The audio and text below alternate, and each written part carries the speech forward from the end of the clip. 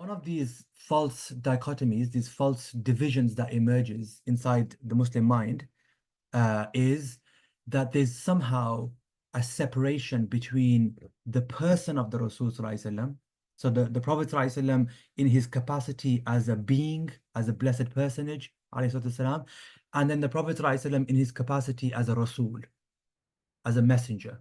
So we take from him as a messenger, but nothing else about him Sallallahu Alaihi Wasallam is relevant, right? Or nothing else about him Sallallahu Alaihi Wasallam is significant from a religious or from a spiritual point of view, right? So for example, the Prophet Sallallahu Alaihi Wasallam is a means of us knowing what to believe. And so we take what to believe, and then waliyadu billah hashahu alayhi salatu wasalam, at that point he becomes Sallallahu Alaihi Wasallam irrelevant to the equation, so to speak, right?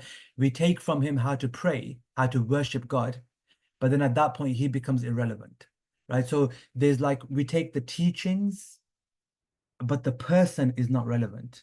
We follow his teachings, and at that point, once we've taken that, that's the point ultimately in that mindset, in that particular framework. The point is the teaching. Another way that this can be framed, and a lot of people have framed it this way, Muslims and non-Muslims, is the Quran versus the messenger, right? So they talk about the Rasul, the messenger Sallallahu Alaihi Wasallam, that's his being. And then there's the Quran, and these are two separate entities, and there's no doubt about that. So they're two separate entities, but there's a forced kind of division created between these two. But the traditional understanding was that we don't create this dichotomy, we don't force this separation between message and messenger, right? The message is the messenger, and the messenger is the message, and there's an inseparability between the two. And only when they're received like that can one realize true faith, and then tread the path of closeness to Allah subhanahu wa ta'ala in the spiritual sense, right?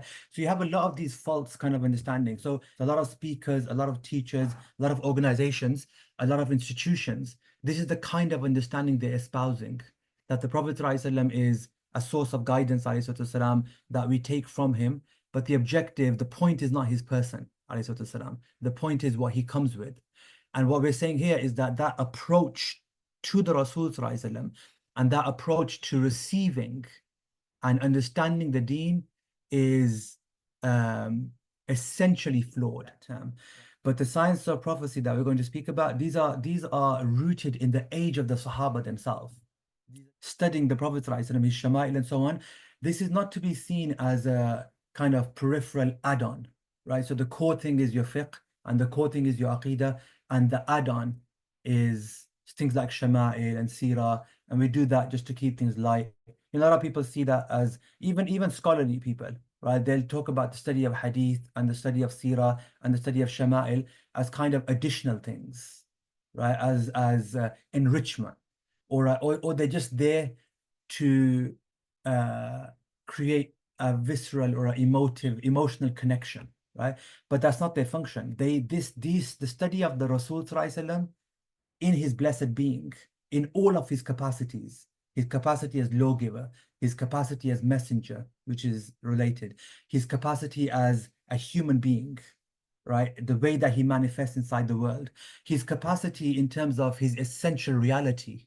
So the Prophet ﷺ has a capacity that's beyond the physical capacity that he occupies, that he fills inside this world, right? All of these dimensions of the study of the Rasul, they're at the heart of the religion. The minute that these become removed or they become peripheral, deviation ensues, right?